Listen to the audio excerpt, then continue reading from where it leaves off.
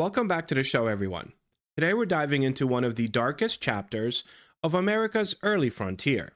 A story so brutal it became the stuff of legends, yet so revealing it helps us understand the hidden costs of the American Revolution.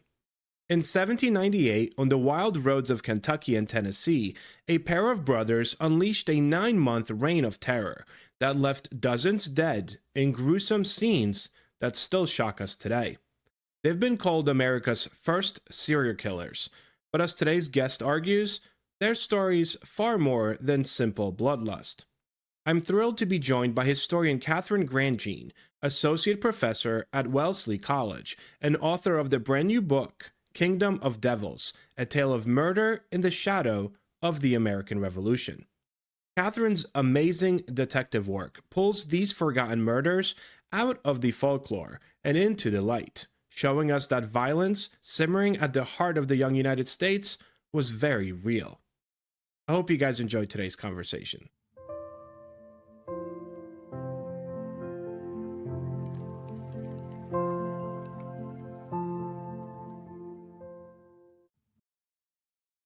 Hey, welcome to the show.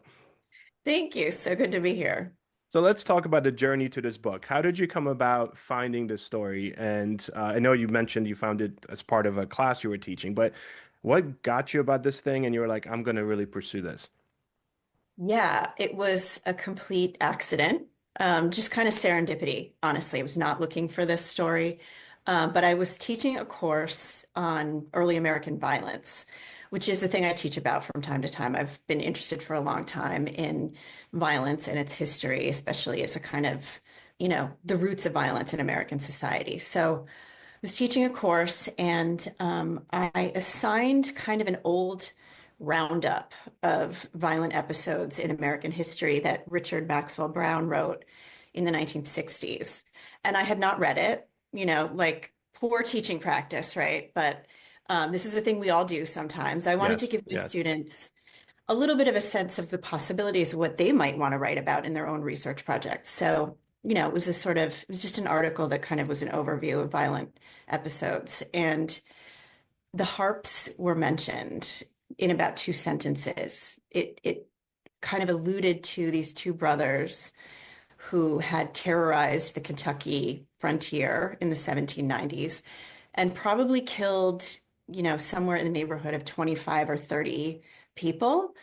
And I had never heard of this. And at that point, I had already been teaching and writing about early America for years, and I had a PhD, and I just was sort of gobsmacked that I had no idea that this had happened. So it just kind of immediately sucked me in, and I thought, I have to know more about this. What is this story? What is this all about? What were they doing? What did they think they were doing? And so that's kind of what set me on the journey. And I have to say that um it doesn't feel looking back like I even chose to write about this story. I just kind of fell in love with it and could not put it down.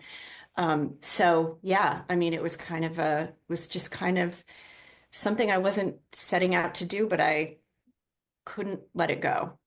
Yeah, sometimes when I talk about inspiration for stories with different authors and historians, something very similar comes up. This idea that oftentimes we research and write for ourselves because Mm, we are deeply interested in the topic. It's like you get going and it's like it's very similar to someone that's not a historian that would just start Googling away and hmm. scrolling. For us, it's the same premise. Like we get so interested in it that we want to know more and more and more and more, and then that becomes all right, I want to share that with other people that, might care about it as well. And before you know it, boom, 5 years of your life. It's just like, let's do this. Yes, absolutely. I mean, and that's kind of the way the book is structured, honestly. It sort of starts with me thinking to myself, why? The core question is sort of like, why? Why did this happen? Why did they do this? And so it's the research journey was me kind of trying to solve that riddle as much as I could, but that's also the path I take the reader down in the book itself. So can you talk to us a little bit about I guess the scale of this spree, right? I mean, the fear that it created on the frontier. Um, Yeah, it's a 9 month terror essentially, but if you could maybe kind of describe that a little bit to us. Yeah, it's the spree is a sort of sprawling and you know, momentous thing, actually. This isn't like they just sort of stayed in a small area and killed a bunch of people. What happened was in the late 1790s, the Harps were living, these two brothers were living in the area outside of Knoxville, which at the time was, the very outer edge of the United States. I mean, this is a pretty raw, young town right on the edge of Cherokee country.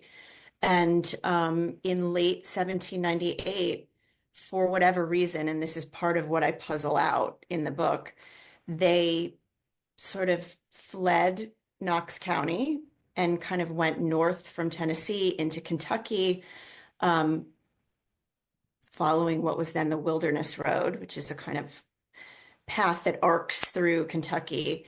And, over several months and several hundred miles, just sort of killed, not exactly indiscriminately, I think, but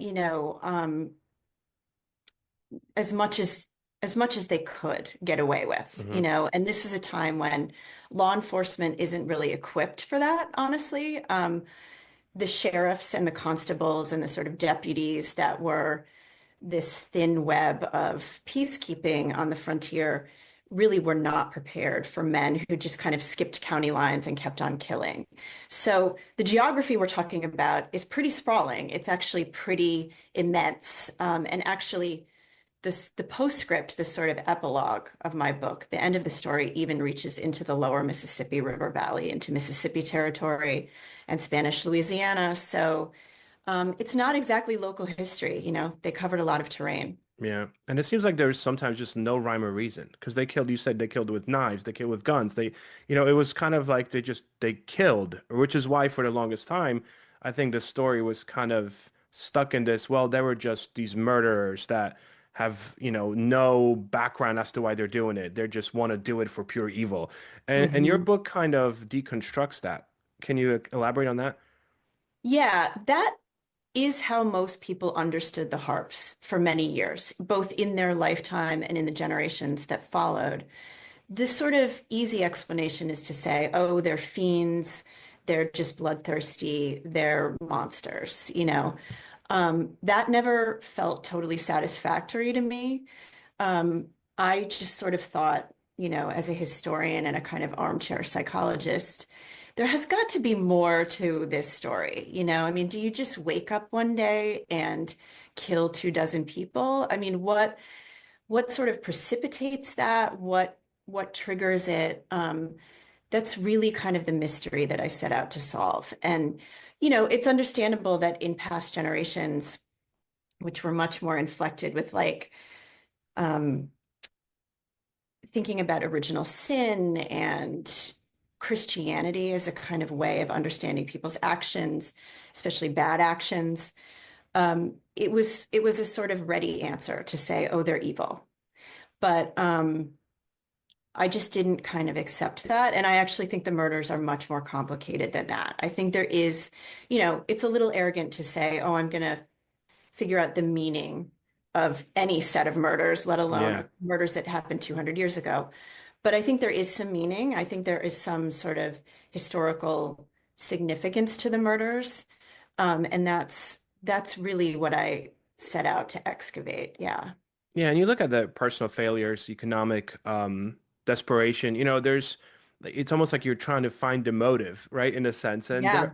there are these bigger concepts at play here. Can you maybe discuss one of them that you think might have played a role in contributing to these murders? Yeah, I mean, I think the first thing I have to say is the murders are not totally indiscriminate. Hmm. They did kill random people for sure that they encountered. But they also kill what seemed to me to be, you know, a fair number of sort of prosperous men who had really done well in the years after the revolution, and their sons in some cases.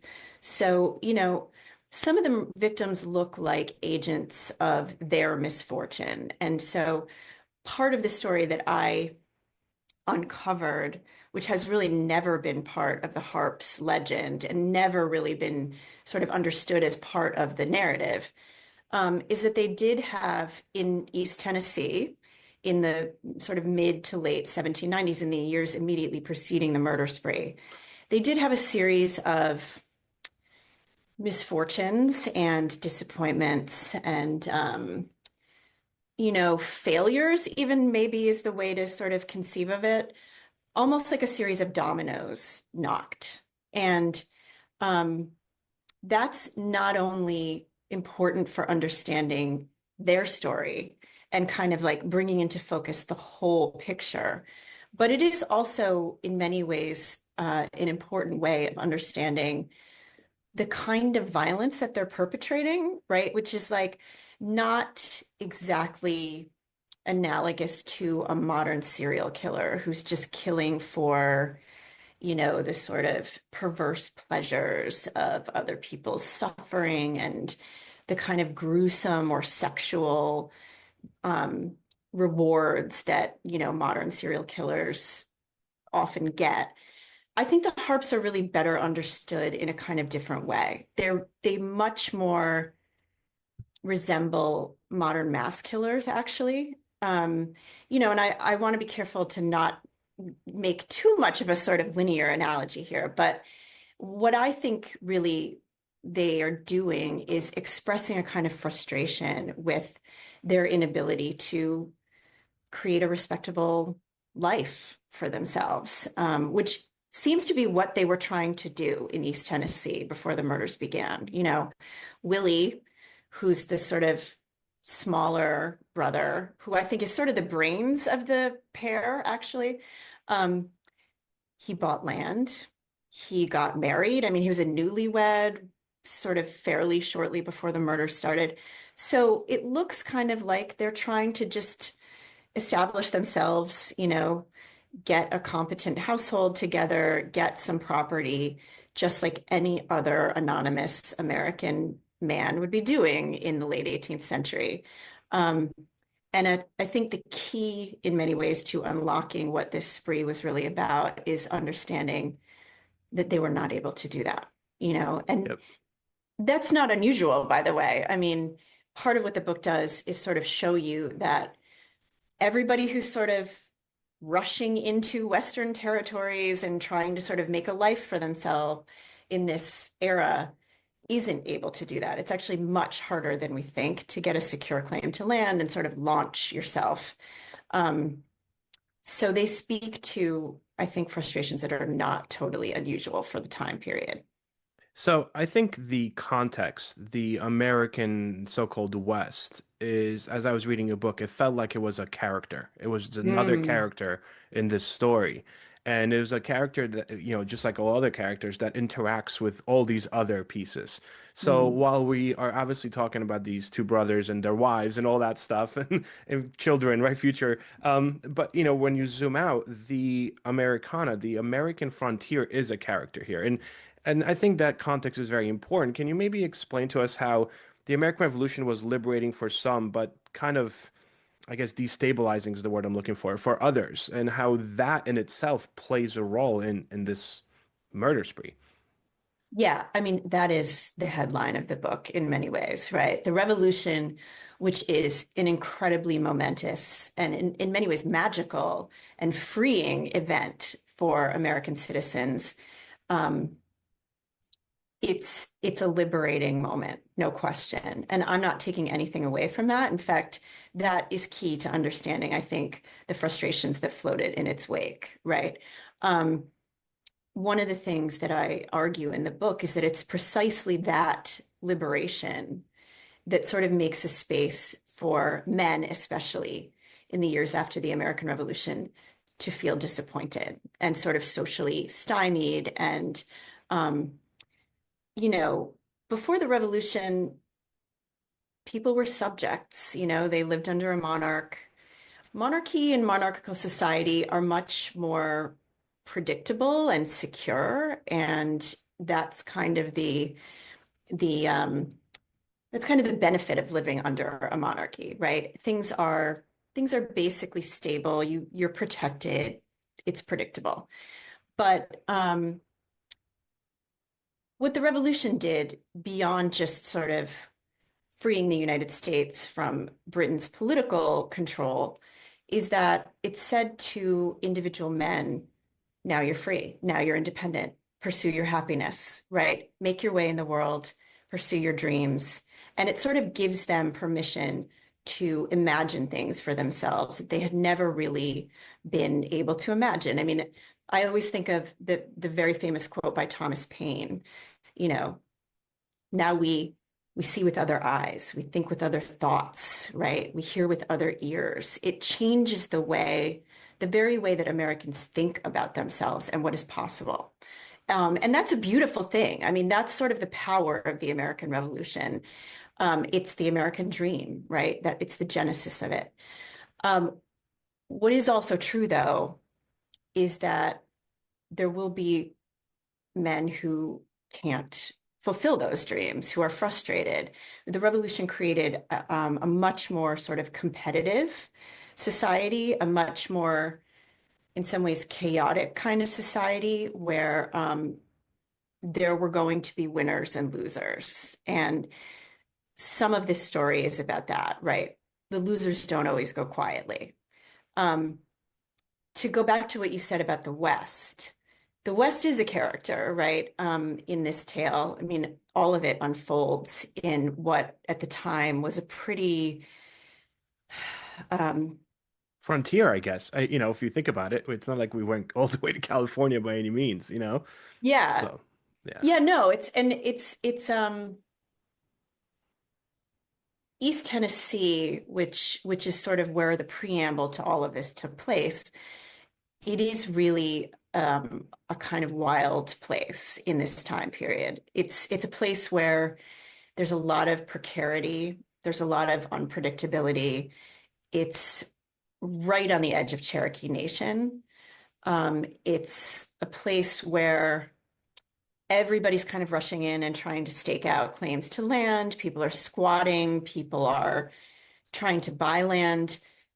These huge sort of companies and land speculators are coming in and grossing land so that there's just a kind of chaos of overlapping claims and like endless lawsuits, and a lot of drama around sort of policing the border between Cherokee Nation and the United States, which also involves sweeping out squatters. I mean, the federal government comes in certain moments and just burns cabins of people who have built inside Cherokee Nation. So it's a place where it's actually very hard to sort of Make think it. anything is going to be promised the Yeah. next day, you know? Um, and that's very much a part of the story that I'm telling. You know, it's this kind of wild world where there's risk, there's gambits, there's hope, there's gambling, but you never kind of know what you're going to wake up to the next day. And that's absolutely critical to understanding, you know, the crucible that made the Harp murders. Why do you think this story gets lost in history? Because he was lost even at its time and had to be found, and then now it's almost as if you found it again. You know what I mean? Like Yeah. it keeps on getting lost and needs to be found. That's such a great question. And I'll be totally honest, I'm not sure I have completely solved that.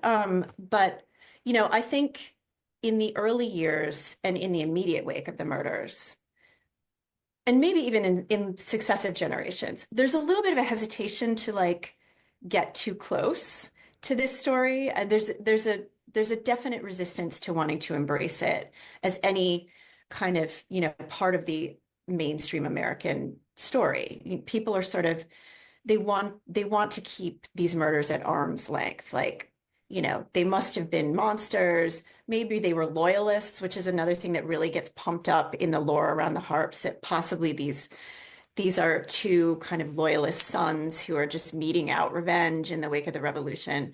I don't really think that's what the murders are about, but it is a way of sort of pushing them aside and saying they're outsiders. They're not us, right? They were on the wrong side of things in American history. And so there's a little bit of that going on. In later in the 19th century, you know, in a couple of generations following the murders, they were quite famous. They were sort of resurrected, by several writers who brought them into mainstream American consciousness. So much so that, by the 1850s, Herman Melville is mentioning them in the opening scene of one of his novels, kind of picturing a peddler aboard a Mississippi steamboat hawking cheap prints about the brothers Harp, the sort of evil brothers Harp. So there was a moment they had when they were very, very famous and really the stuff of folklore. But later in the 19th century, I think one thing that happened is that the Civil War really crushed some of the streams of Southern folklore in national consciousness. I mean, it just sort of washed like a wave over the stories that had been told in the antebellum era. And not to mention, Union armies marching through the South during the war, burning courthouses, floods, things that happened, destroyed documents. And so the availability of the story became a little more distant. And by the late 19th century, people had started to see Appalachia itself as kind of an aberrant part of the country. And were a little bit less interested, I think, in recovering some of its history. So the region where many of these sort of heinous acts took place, the region itself kind of became pushed aside. And that's probably part of the equation too. Yeah, this kind of got pushed aside with it, kind of thing. Yeah. Yeah. I mean, I think a lot of, people just sort of lost interest in writing about the history of Appalachia. Like, Yeah, oh, those people are strange. That's about as much as we need to know, right? yeah, nuts. And also, like you kind of touched upon this idea of doing this research. It's not like these guys went out and started writing these elaborate diaries, right? So, like, you didn't have that from their perspective, which makes it so much more difficult to try to figure out the motive, to try to figure out what actually happened. So, what were the sources that did help you out the most, and which ones did you find the most compelling, and which ones the most, and were you most annoyed by, you might say? Oh gosh, that's a great question. Yeah, this was a real exercise in detective work. I mean, recovering this story, as I was doing it, I realized why no one had done it in a while because it was a heavy lift, I mean, it was a labor of love for me because I was sort of sucked in and obsessed and could not wait to get down to these places in Kentucky and Tennessee and Mississippi and turn over rocks. But yeah, it was a lot of me sort of knocking on the doors of circuit clerks Hmm. in um, counties in Western Kentucky and begging county courthouse officials to let me into the vaults to see whether they had any record books that dated from the 18th century. Um, you know, like paging through things in some back room of a Mississippi library where they didn't really know what they had, but I was sort of praying, there might be something here. Um, it was fun, it was a lot of fun and absolutely sort of mostly fitting together little shards of things. And I would say one of the first places that was really a kind of rich trove for me in putting together the story was Knox County, because that's where it all began. So I went there first and started to try to recover what had happened to them before the murders started, and very quickly found a couple of little records. One of the sort of pivot points to me was I found, without expecting it at all, an IOU, a promissory note from the late 1790s that the Harps had signed in 1797, promising to pay back a creditor $200, which in 1797 was an absolutely astronomical amount Hmm. of money. It's really the value of Willie Harp's entire property on Beaver Creek. And we don't really know why. I don't know why he borrowed the money. I don't know why that debt existed. But as soon as I sort of pulled it out of the folder of court records that I was looking at, I thought to myself, oh, this is this is this is a critical clue. Like this is a new window into what was going on, right? And so, without sort of like unspooling everything and giving you all the spoilers, Yeah, um, don't do I was able to sort of pull some things out of the abyss that people had not seen before, right? And Yeah. sort of put together some of those pieces from contemporary sources. You're right, they did not leave behind diaries. Sadly, there's no trove of letters, there's Yeah. no, manifesto, there's no like, this is why we did it. Yeah.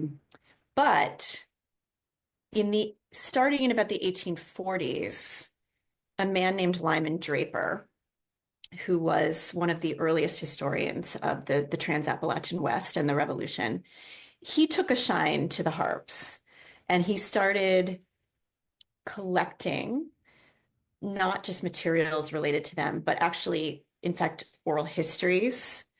He talked to people who knew them, who had lived through the murders, who had been in Kentucky and Tennessee during the spree. He wrote to acquaintances and sort of solicited letters and descriptions. And that's not perfect evidence because a lot of it is kind of retrospective, but um, it is a really rich vein of information. Things that the Harps' wives told people, things they said to neighbors in the years later about what had happened. A lot of it feels like very immediate description. And so that was very helpful to me. That was very helpful to me. But to your question about annoying, there's a lot of that too, because like the minute you pass into folklore, look, Southerners for generations have loved a tall tale, So some of this some of this work was about parsing what's real and what is like what people said around their hearths and Hmm. firesides in the early 19th century. So the book does some of that. As it turns out, more of the kind of wild detail than you might think actually is confirmable in contemporary sources. Like there's a little bit of river pirates and, I mean, things that you would think this is probably a little bit romanticized, but you know, I was able to confirm a lot more than I thought possible. So I usually ask this question, but I feel like you kind of already answered it a little bit, especially with the IOU. But I always ask a question when as a historian you become the fan, like you geek out. At some point in this research, you were like, "Ooh, this is so awesome!" And you're like, you want to go home and tell your husband at the dinner table, kind of thing. Can you think of like a moment where you kind of stopped being the historian? I mean, not stop being the author, I guess, and was just like this geeky history loving child, I guess, like what got us into this history in the first place. Yeah, let me think about that. Okay, I mean, for sure, when I found some of the stuff in Knoxville. Another moment that was kind of transcendent for me was I found a bunch of documents at the Filson Historical Society in Louisville, Kentucky, that I had long ago written off as lost. And what happened was, as soon as I started this book project, I went to the Filson, um, and I was looking for the papers of Otto Rothert, who's an author who had written about the harps in the 1920s. And not a bad narrative, actually, pretty well researched. And so I thought, oh, if Rothert left behind any papers, I bet there's some great stuff in there. Um, and nope, there wasn't. Mhm. So I sort of like went home, retreated, regrouped. Several years later, I went back to the Filson as a fellow, and I was just kind of, digging and hoping to find something and sort of collecting, local color about Kentucky and kind of like frontier reminiscences to sort of fill out the harp's world. Um, and one of the women who worked at the Filson was like, you know what? I think Rother I think there was some stuff in his desk when he died. And like, it's not in the catalog, but I think we have some stuff. And she brought out these probably two or three boxes of old, kind of dusty, brittle files. And I opened them up and I immediately thought to myself, oh my God, this is it. This is it. Wow. This is this like transcriptions of Mississippi court records that had long ago kind of like disappeared and withered away in the damp and nobody saved. But he had kind of collected all of this and transcribed it and sort of, documented and kept a lot of the sort of original primary source material that had just long ago vanished from the places in Kentucky and Mississippi and Tennessee where I had been looking for them. So I mean that was a moment where I was like, oh my God, I mean, This is this so is cool. Yeah. persistence wins, right? Yeah. Because if I'd given up the first time I went to the Filson, I would have just never found it. But I am nothing if not like dogged and obsessed. So second time around, I had this feeling of like, oh my God, like it That's was still awesome. here. It was still here. That's awesome. Well, Kate, thank you so much for taking the time today. The book is amazing. I can recommend it more. It reads like we talked about it before. It reads like a mini series, you're watching on Netflix. But congratulations on the book, and I wish you all the best of luck with it. Thank you so much, Peter. Thank you so much. This has been a lot of fun.